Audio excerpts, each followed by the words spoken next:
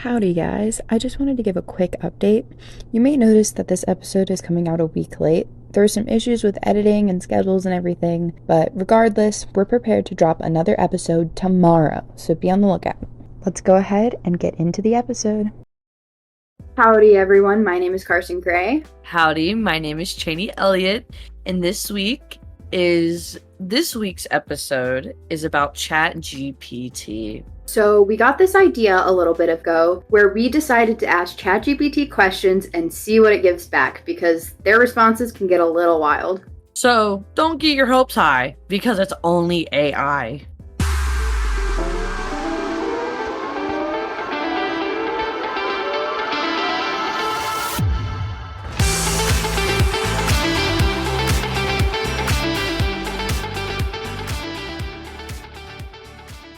Archery Academia. What was that? Was that a new intro? Oh my gosh, right? That was so great. I loved it so much. I hope y'all enjoy it too because I really enjoy it. I really like the new intro we picked out, and I hope you guys do too, because this episode's a little bit different with everything in terms of sound, so I hope it's pleasing to your ears. Carson, what's your opinion on AI? Just right out the gate, what is your opinion on AI? I think it can be very helpful to point students in the right direction, students or professionals, but I don't think it should be used to create a final product, and I don't think it should be used for art or anything like that. Yeah, I'm also kind of in the same boat. AI, I've heard it's been used in multiple different ways. I've never used it personally other than this episode or just goofing off. But you, I know, Carson, have used it in a classroom where you had to write a paper made from Chat GPT. Yeah, so in my English class this semester, I had to write a whole paper based on an expert topic of someone else in my class, and they had to write a topic on me, which of course I chose archery for them to write on. So I got to see kind of how this works, and that's honestly where the idea for this episode stems from, is looking at the crazy responses that it gave back for that. But to kind of like circle back to what exactly Chat GPT is, how I explain it in my own head is it basically looks at the internet, and if it finds any key words or key phrases, it pulls that information and then spits it out in kind of a cohesive answer. Sometimes it screws up the language a little bit, which it's AI, you can't really expect much, even though it's come a very long way from just 10 years ago. But it's just something that it almost feels like it's stealing, but it's not stealing because it's the internet, so anyone has access to it. But it's also like feels wrong because you're not getting cite sources, you don't know the context behind what's it pulling from, so it just feels a little weird. What do you portray Chat GPT as, or any kind of AI generation that is? So for the most part, AI is something called machine learning, which machine learning, you might be familiar with the term, especially if you're in the computer science field. But machine learning is basically, it's not a machine actually learning, but it's taking statistical values and giving you the most likely response. So how ChatGPT actually works is it takes from a really wide range of sources, I don't know exactly how much, but a lot, and it determines the statistically most likely next word for the sentence it's trying to form. So it does nothing from what I thought it did. It kind of does the same thing, but it's a little bit less intelligent than it's actually made out to be. It's more just about statistics. Okay, so let's go ahead and explain how we are going to do each of these questions. Yes, because it's interesting. This is going to be a fun episode. I really hope y'all enjoy this episode because it was a lot of fun making it. It was a lot of fun looking at everything, and it was just a lot of fun. Okay, so we went into ChatGPT, and the way it works is you can create a chat. Within that chat, it can read the previous responses. So we said, I will ask a series of questions. Make sure they are competition archery focused and are about 5 to 10 sentences in length, just because we didn't want a whole essay written for you guys. Yeah, that's a lot of reading and a lot of weird filler words. So let's go ahead and get into the questions. So I think we're going to have Cheney read the questions, and then I will read the responses, and then we're going to take breaks in between, like certain sentences, and that's where we will discuss.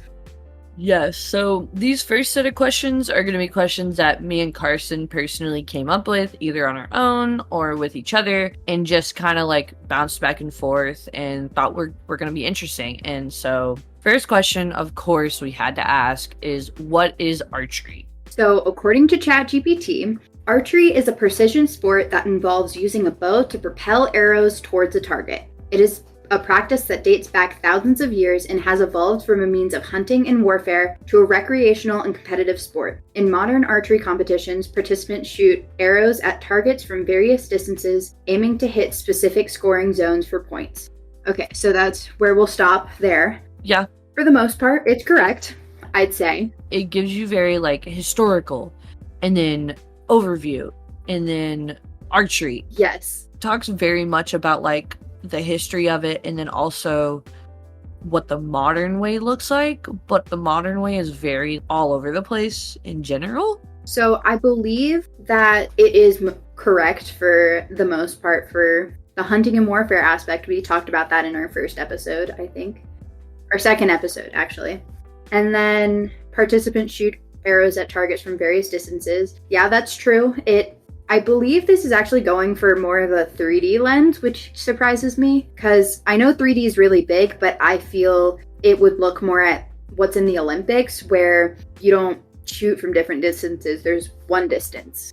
Unless it's talking about like how when you're a kid, you shoot from a certain distance. When you're on a compound, you shoot from a certain distance at outdoor, and then a further distance if you're a recurve. And then it also is probably bringing in the 3D aspect of it, where every target's a different distance. But the scoring rings are the scoring zones for points. Okay. Sounds very much 3D like, but it could also just be weird wording for a FIDA target or a 5-spot target or anything like that.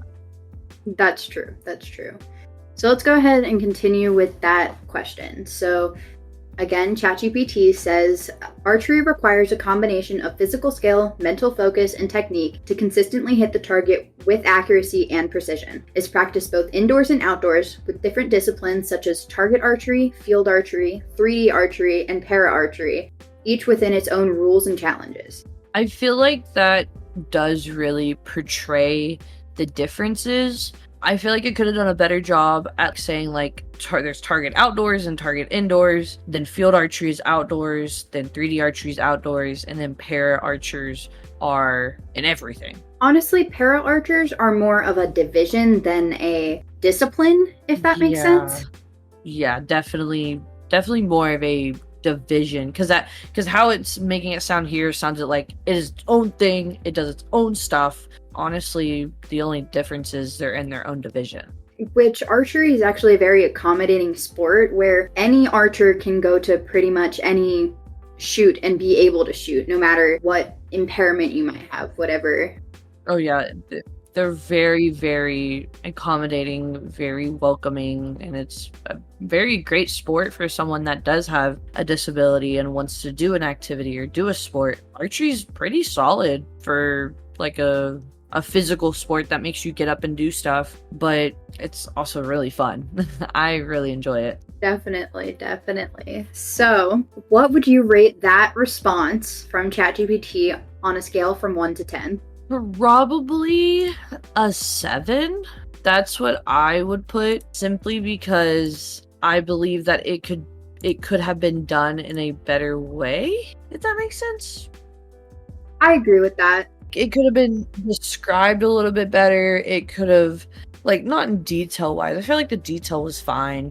I agree. I think 7 is a good point, because it's definitely better than average. It hones in on specific things that even some people might miss, but it also gets a couple things not incorrect, but it just phrases them in a weird way where there's a lot of opportunity for misunderstanding.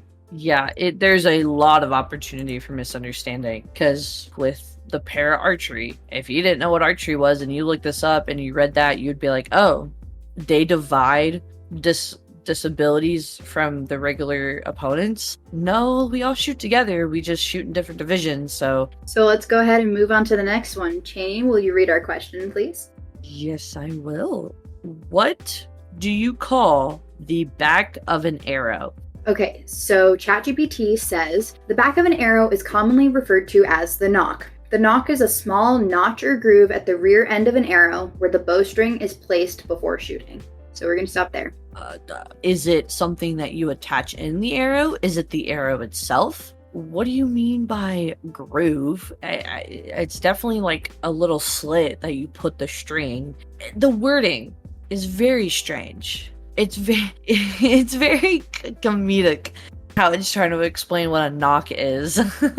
So for those who don't know, it is a plastic piece at the end that is kind of U-shaped, I'd say. Yeah, it's like a U.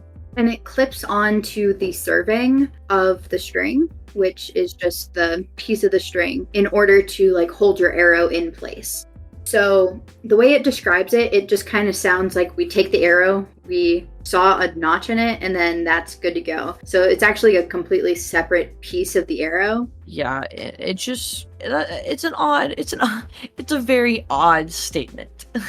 But read the last part. So according to ChatGPT, its primary function is to hold the arrow securely in place on the bowstring and ensure consistent arrow flight. Nocks come in various shapes and sizes depending on the type of arrow and the style of archery being practiced. In modern competitive archery, precision and consistency and the placement of the nock on the bowstring are essential for accurate shooting. So I don't know what kind of competition archery, like, I guess they're talking about, but I feel like on every bow type you know exactly where your nock has to go, because it's typically where you place your release, your hand or whatever on your face. So I don't understand what it means by like making sure the nock is in the exact same spot every time. It's just a little what is your take? So I actually agree with ChatGPT on this one, because if you move your nocking point up or down, it can change the flight of your arrow coming off your rest. But normally we tie in nocking points so we don't have to consciously focus on them. I guess that's what I'm saying is like, yeah, I see what it's saying, but in the competition world, I think all of us are allowed to have a nocking point. I feel like the wording is a little weird, but in general, it gets the point across. Yeah, it definitely, like, if you don't know what a nock is, or if you don't know what the back of an arrow is called, this definitely is good, but the wording is very strange. I don't know. I think it's a good overview. It's something that you'd find on Google if you were to look up what a nocking point is or what a nock is. It's something for the general public, but not something for someone who actually does archery. I would give this, on a scale of 1 to 10, probably a 7. 6 or 7. Yeah, I'd probably give it about a 6 because I feel like the last one did better. Yeah, the last one definitely did better. So 6 it is. 6 it is. Okay, number three. This one we're about to get a little bit controversial on. What bow type is better, compound or recurve? I don't want to hear, but what about bare bow? That's not the debate. The debate is compound or recurve. And besides, bare bow is just a stripped down recurve. That's why we're also not asking about fixed pin. They're the same bow. We're asking about the bow type, like the bare bones. Yes. Do you prefer, as the recurves call it, do you prefer training wheels or struggle stick, as some stick people refer to it? I like me some training wheels. All right, well, let's see what ChatGPT says. So this one's actually a pretty long one. So we have many stopping points. So let's start reading. Determining whether a compound or recurve bow is better depends on various factors, including an individual archer's preferences, goals, and shooting style. Yes, definitely like highlight goals, because if you want to go to the Olympics, recurve all day. You can't go to the Olympics on a compound bow, which sucks. Because you can get the same thing in both categories from compound and recurve, besides one thing, and it's going to the Olympics, and it just gets on my nerves just a little bit. So with that, I think that's pretty accurate because yeah, it does depend on what goals you have. It depends on what your preference is, what your shooting style is. So I actually tried to recurve once. It was not great. Not the bow itself, but just me shooting it. And my coach just kept yelling at me, "It's not a compound. Stop trying to shoot it like a compound." Oh yeah. Once you go one way, it's really hard to go to the other way. Yeah, it's definitely very hard. So let's continue reading.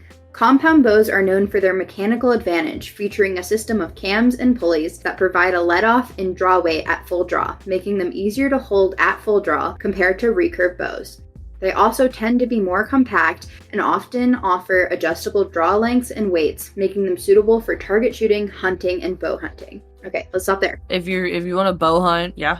So generally I feel hunting and bow hunting, first of all, those are the same thing. We're talking about archery here. So bow hunting is just hunting with a bow. So if we're talking about archery, I don't know why they specified both hunting and bow hunting. I'm telling you, this AI, it's AI. Who knows? Who knows? But regardless, if you are hunting with the bow, I feel compound is usually the most chosen choice because you can sit in the tree stand for a long time, you don't have to draw the bow back as much, and you can get a heavier weight without having to hold as much at full draw. And it's a lot more forgiving, I guess, with the movement shots, because a lot of the time the animal is either still moving or at like a really, really, really close distance, and I just feel like compound's a lot better for it. And like it said in that paragraph, it's more compact, it's more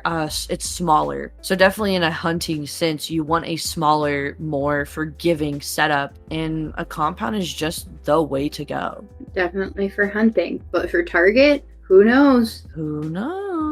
I definitely like compounds, but you know, there are some people that disagree. Yeah, there are. Alright, so according to Chat GPT, on the other hand, recurve bows have a more traditional design consisting of a simple bow with limbs that curve away from the archer when unstrung. I'm going to stop right there because what does that mean? Limbs that curve away from the archer when unstrung. Aren't they always curved away? They are always curved away. That is why it's called a recurve bow, because it curves away. So I don't know why it specifies when unstrung, and I also don't know why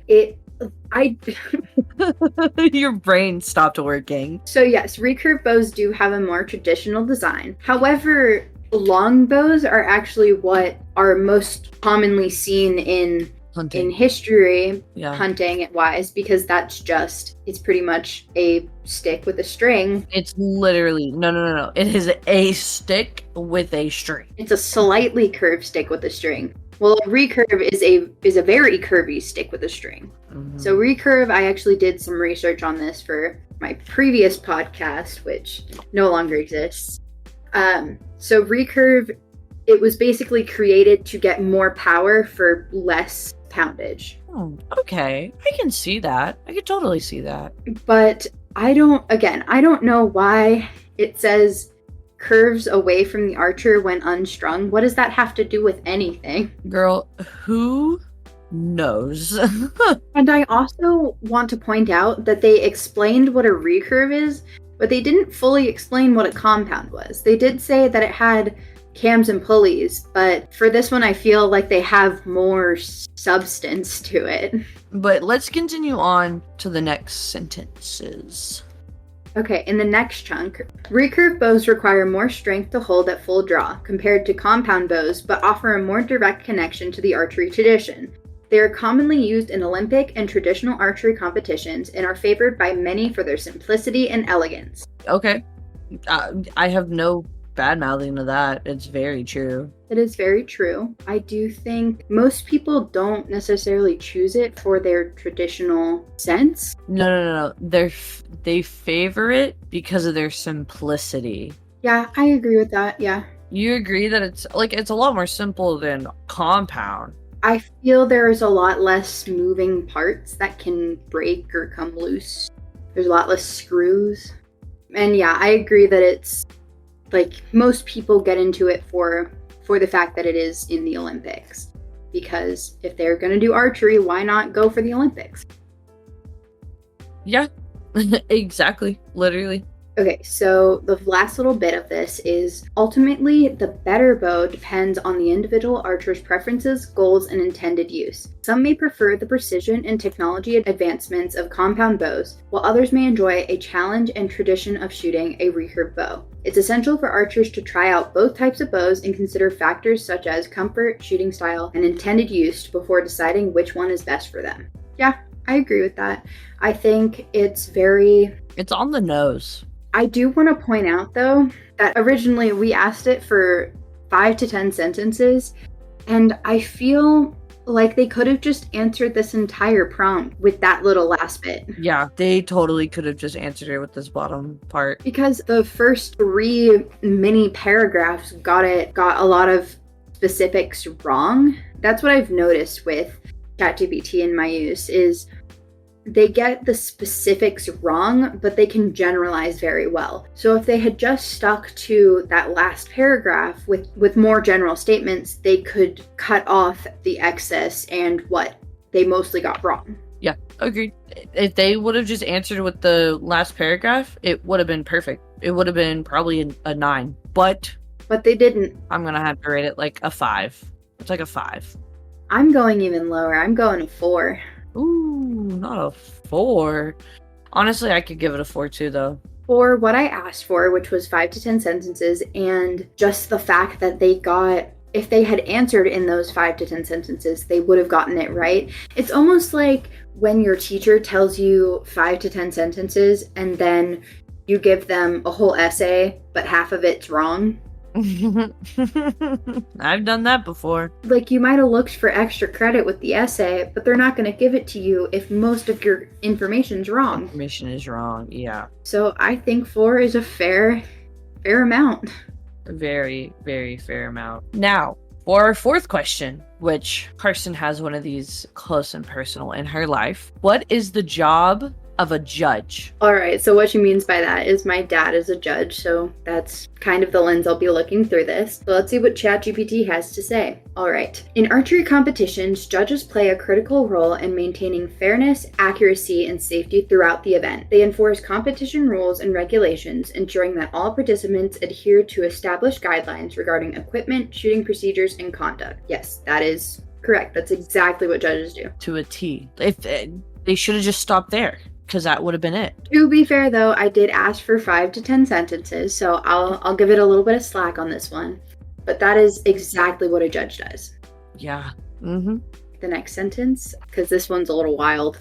Judges are responsible for meticulously scoring each arrow shot during the competition, carefully assessing their placement on the target and assigning corresponding point values according to the predefined scoring criteria. So I think from how I'm viewing this, it seems like it's pulling information of like how you do during matches or how you do during gold medal matches, like those kind of things where the judges are the ones scoring your arrows, not the full like scoring. What is that called? Qualifications. I don't think it's meaning to make it sound like judges score every arrow. I believe that is just pulling information from like, oh, judges score the arrow, let's just assign it to everything. So imagine our Arizona Cup, which is coming up next week, which is wild, and each judge going down and scoring every single arrow of over 700 people. We would be there for days. Forever. So when you normally see this is when what Cheney said, which is gold medal matches that are televised. Gold medal matches in competition are scored just like qualifications. So only when they are televised do judges score every arrow. Otherwise, judges are there for a dispute with the arrow value. Not if you don't know what the arrow is, which is what I see most commonly is the misuse for a judge is you look at it, you say, I don't know if that's in or out. So if you don't know, you get the higher scoring value of the arrow of the line it touches, right? Yes. So, like, if you're cutting the line between like a 9 and a 10, you will get a 10. But as long as you're, there's multiple ways people say it. As long as you're breaking the line, you get that higher value. So that could be a difference in winning the tournament. That could be a difference in losing the tournament. It all comes down to the judges, and the judges have the final call. Yes. So actually, according to World Archery, you have to touch the ring for it to count as the higher value. So there just has to be no color between the arrow and the ring. So judges are there when you and your opponent or the person on your bail think they are two different values. So let's say I shot an arrow. I think it's a 10. Cheney thinks it's a 9. So we would call a judge over and they would call the arrow and have the final say. Yeah. And if it's a 9, too bad, Carson. Yeah, but we know it's a 10, right? It better be. Of course. That's all they shoot, right? Okay, so let's go on to the next. Additionally, judges monitor the competition environment to uphold safety standards, overseeing the shooting lines, equipment usage, and spectator areas to prevent accidents or injuries. In the event of disputes or disagreements, judges serve as impartial arbiters, carefully reviewing evidence and providing rulings to resolve conflicts fairly. Overall, judges contribute to the smooth operation of archery competitions, ensuring that they are conducted with integrity and professionalism while providing a positive experience for all involved. Question. What does it mean by carefully reviewing evidence? So in USA Archery, if you have a disagreement as to the conduct of a judge, so for example, you don't think that they fully looked at the arrow, you cannot protest a judge call, but you can protest if they didn't do the steps that they need to do. You can protest if something against the rules occurred, you can protest it. And I think that's what they're referring to. So in order to protest it, you have to pay $50 and the judge will bring in three impartial people that will determine the ruling of that protest. So it's not actually judges doing that, or it's not the judge of the field. It's usually three other judges that know the rules very well, that are well versed in the rules, that come in and make that decision. So it's not really the judge's job, it's more the panel that they bring in. Okay, so then in that case, this paragraph definitely works. It gets the point across, it talks very much about it, and I feel like overall it's solid. Yeah, I think there are definitely some inaccuracies. Not even because I feel like it gets everything correct. It's just looking at very specific scenarios rather than what most commonly happens. So for example, when it was talking about scoring, it was looking at very specifically televised matches. Whereas in reality, 90% of your competing, you're scoring your own arrows. Yeah, and always, this is a rule I live by. If you believe it's in, or you believe it could be in, call the judge. It's in. It's in. It is always in. Fight for yourself. Don't be like, oh, I don't want to bother people because I have the judge. Call the judge. That is what they are there for. And you believe that arrow is in, go for it. I don't even care if you're like second guessing yourself. If you think it's in, it's in. Call the judge. Because the worst they're going to tell you that it's not it. So putting that aside, I believe I would give this I don't even know. 8. An 8. Yeah, I'd give it an 8. That's what I was going to say. The wording is the only problem with it. My thing is it gets everything right, but like I said, it focuses on very specific scenarios rather than the whole, but it doesn't get anything wrong. So I'm going to go with 8. I agree. I concur with that analysis. Okay, so let's go ahead and get some questions from others. So these questions, we have two left. We got these two from, honestly, I think they were both non-archery people. So by that we mean people that don't shoot archery. So the first one is actually from my father, who is a judge but doesn't actively shoot. He is in it for me, really, for judging wise. And so the question is, what is the difference between NFAA and USA Archery? This is a wild one, so kick us off, Carson. Okay, so National Field Archery Association, or NFAA, and USA Archery are both governing bodies for archery in the United States, but they have distinct focuses and functions. So they split it into separate parts. So the NFAA primarily oversees field and 3D archery disciplines. Pause. I might be wrong, but I'm 80% sure, or honestly 90% sure, that 3D archery is not an FAA. Okay, so I'm even more sure because we just looked this up. We saw this and we looked it up to make sure we weren't wrong. So NFAA does not really do 3D archery. It does field archery, but it doesn't do 3D archery. 3D archery is mainly carried out by a couple different organizations. It's covered by ASA, which is American Shooters Association. Yes. S3DA and IBO. Those are the three main ones. They are not, again, we could be missing something. It might be like a sister, like they might be owned by like a bigger whatever company, but from our knowledge and what we have done research on, they are not the same. And it is the goofiest thing that it said that NFA oversees field and 3D archery. Maybe it just assumed since field is outside in the woods, 3D's outside in the woods, oh, they're the same thing. I also noticed it didn't mention indoors, which I feel is what NFA is most known for. Yeah, NFA is definitely more known for the indoor side of things. But it's known for the 5-spot tournament and the Vegas shoot a lot. Yeah. Newsflash, NFA is the Vegas shoot. Wow, what a surprise.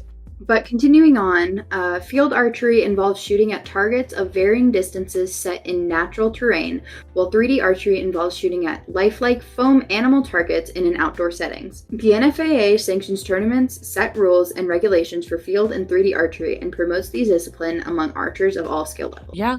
So that's right. I think what it said about each one is right. It described field and 3D very precisely and accurately. But again, 3D is not NFAA. No, not anywhere near NFAA. I want to put an asterisk by that. If you can prove us wrong, prove us wrong. But yeah.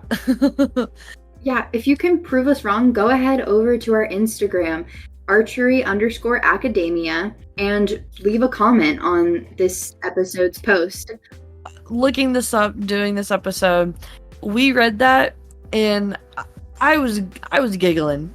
I was like, what is this AI thinking it's thinking about? Like, how did you, I don't know. It still baffles my brain how it got 3D tied in with an FAA. Yeah, so I like I said, we looked it up and I cannot find how they think 3D goes to NFAA because I cannot find any website or anything where those go together. I even found a website, which I'll link in the description. These 4 organizations, they can be split into 2 groups. NFAA and USA is most often involved in outdoor and indoor target archery. IBO and ASA focus on 3D archery. They're 2 separate entities.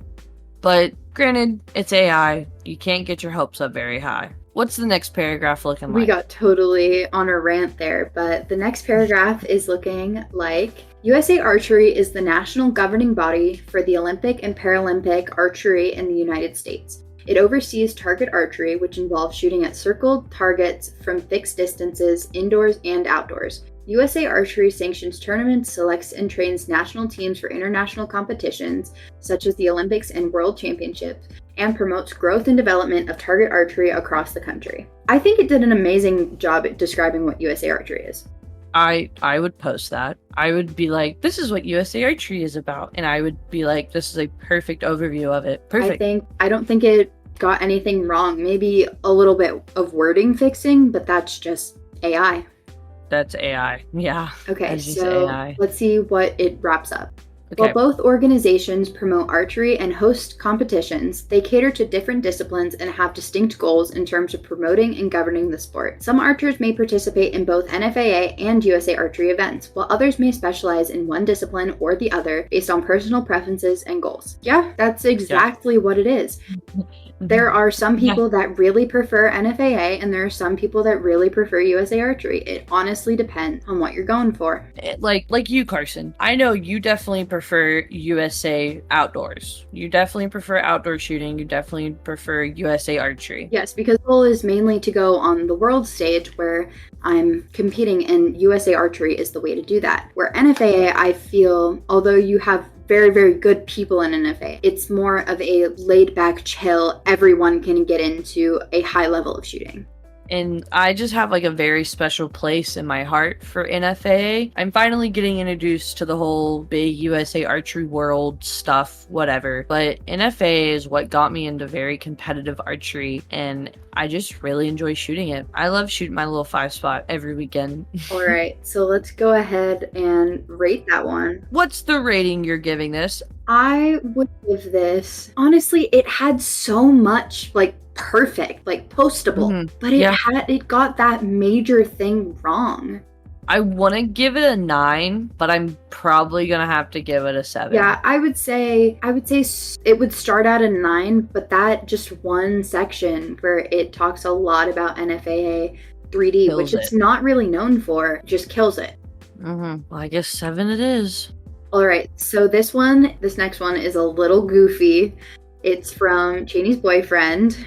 So he asked, who would win in a fight, a samurai or an archer? I don't know why he asked this. He's a very supporting boyfriend. He really enjoys coming to watch me shoot. Never shot a bow in his life. But he just was like, what is this about? So who would win a fight, a samurai or an archer? And so, Carson, what's our first paragraph looking like? So, in a hypothetical fight between a samurai and an archer, the outcome would depend on various factors such as their individual skills, tactics, and the specific circumstances of the encounter. The samurai, trained in close combat and wielding a katana, possesses formidable skills in swordsmanship and martial arts, making them highly lethal in hand-to-hand combat situations. On the other hand, the archer's proficiency lies in ranged combat, utilizing bows and arrows to engage opponents from a distance with precision and accuracy. So what I am hearing is archers are lazy? I don't think that's what it's saying. Because we want to just sit back and shoot people with our bows? So I think it's more saying the proximity of how close you are to the other person would determine the outcome of that fight. Because I'm sorry, if you're 50 meters away, what is a katana gonna do? I'm gonna chunk it at you. Yeah, and that'll get super far. But so I can shoot pretty accurately at 50 meters, just saying. I can shoot pretty accurately at 80 yards. I don't know what that is in meters, but I can do it at 80 yards. But if someone comes up really close to you, how are you going to get an arrow? How are you going to draw your bow efficiently?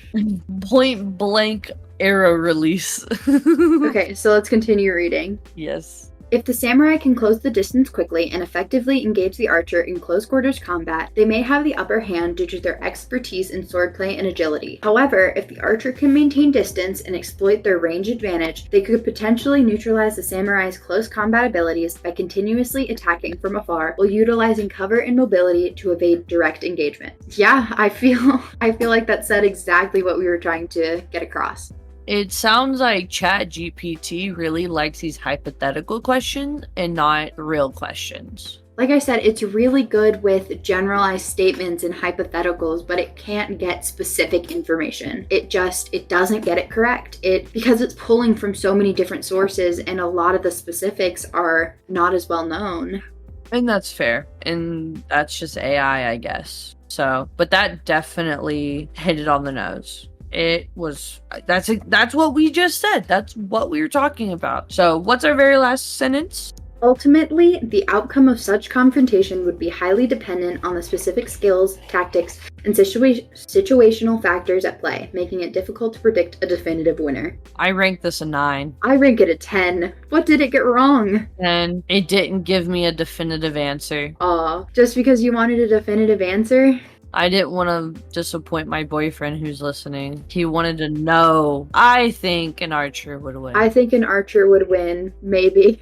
Maybe, fingers crossed. But I will give it a 10. I do believe that it got everything right. I do believe that it did a wonderful job. I don't even think it had that much weird wording either. It didn't. It felt very much like, oh, a human could have written this. It's definitely very formal writing for what we're talking about, but in general, it's something a human could write. It's write me a paper about samurais versus archers. This is what I would expect. So now that we went through all the questions, let's go ahead and discuss like what our major thoughts are on what Chat GPT did. It honestly, within the next 5 or 10 years, AI will be the thing that you go to find information. We're joking on it now, but it got a lot of things right. There are some inconsistencies and weird wording, but in general, it's very accurate. Well, just not even 10 years ago, we barely had anything that could do what Chat GPT is doing now. And look at it. It's getting, like you said, words wrong. It's getting little information weird and cuckoo, but it's shockingly spot on. So believe it or not, about 15 years ago, I think, the first iPhone was released in 2009. Now look at this. Now look at what this is doing. This is insane. Yeah, it's wild. But I believe the best one was definitely the samurai and archery like one. We were talking about, it's very good at answering these hypotheticals and these not very specific ones, but it doesn't get a lot of the specific information correct because it's pulling from so many different sources. And I think that's kind of what it boils down to. That's why it's, like I said at the beginning, it's not good in my opinion to write a finalized essay because you don't have those specific examples that get your point across and everything. But it's good to make an outline. It's good to point you in the right direction because it gets a lot of the general stuff correct. Agreed. Definitely agreed. It got a lot of the general information across. It got a lot of the general just understanding and idea bubble, but the main problem is specifying and really honing in on an answer. And so that's why I have to give the samurai and archer one my best. Like, that was my favorite one because it just felt like a solid answer. It felt like a good point that it made in a good paragraph because it could kind of do whatever with it. It didn't have to be super accurate like how the judges one was or what a knock is. It didn't have to be accurate. It could just give your response. So what do you think the worst response was? Ooh, okay, so we had what is archery? I feel like that one's fine. What do you call the back of an arrow? That one might be what bow type is better, compound or recurve. That one was fine. Why do we give it a 4? Oh, we gave it a 4 because there's absolutely no reason to go into detail about what the bows do. Yeah, we gave it a 4 because it rambled on about things that it really didn't need to. Yeah, for no reason. For that, simply based on, did it answer it or not? Definitely the recurve versus compound one. Personally, probably the knock one. I did not like how it answered the knock point, the back of the arrow one. I think it did an okay job with that. I don't necessarily think that was the worst one. I think the worst one, in my opinion, was probably... I think the judge one was it was a little bit too not inaccurate, but it honed in on the specifics, which it really didn't need to. That's one Fair. place where it got the specifics correct, but we weren't asking for specifics. We were asking for a generalized statement. So I think my least favorite was the judges one, even though it did get a lot of the information correct, and that's why we gave it such a high score.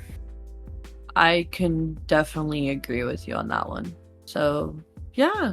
Do you have any more thoughts, questions, concerns about this? I'm very happy with this episode. This has been a fantastic episode to record. I'm having a great time. I think it's funny to see what Chat GPT gives back, but seriously, if you are a student in school or if you are in a profession, do not use Chat GPT as a clutch. Use it to maybe heighten what you're doing, give you better outlines, give you starts of ideas, but don't use it to give you a final thought because it will not be accurate, and you can see that in this episode. That would be my final thought with this episode. I will definitely piggyback off of that. This will get you academic trouble. This will get you work trouble. Do not use this unless told to use it, or you're just trying to have some fun and want to look up weird questions or get weird answers or anything like that. But don't use this as a clutch, like Carson said. Okay, so let's go ahead and wrap this episode up by giving you a little bit of a teaser for the next one. Ooh, what we doing, Carson? Okay, so first of all, we may or may not have a guest scheduled for the next episode. A guest? Who could it be? I don't know, you're gonna have to tune in next episode to find out. Better be there. So maybe you guys can guess. If you want to head over to our Instagram, which I mentioned earlier in the episode, at archery_academia, you can at least take some guesses based on the content of the next episode, because we're going to be talking all about competition pressure. Bum, bum, bum. So things I'm shaking. I can't calm down. So things about how, have you ever been pressured for a competition? Have you ever been shaken in your boots, as I like to say? Yes, many a times. I'm ready to see where this next episode takes us, because with our special guest, with our personal history with competition pressure, and just the topic in general, I am hype about it, and I am ready to see what y'all think about it. It'll be a little bit more serious than an episode, but it'll be a good one. I hope y'all have a wonderful day and a wonderful rest of your week. We'll see y'all later. Bye.